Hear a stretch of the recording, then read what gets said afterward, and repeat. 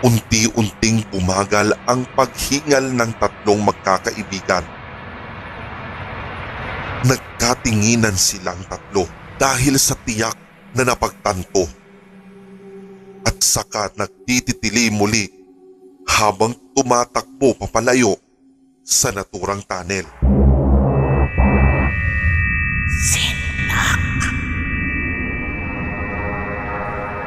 May isang lalaki na pumasok sa isang punerarya. Sa kanyang pagpasok ay agad siyang tinanong ng may-ari kung ano ang kanyang kailangan. Gusto ko sana kayo yung mag-ayos sa burol ng asawa ko eh.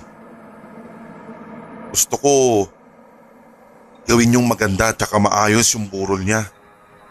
Pati na rin yung pag-aayos sa katawan niya ha. Gusto ko yung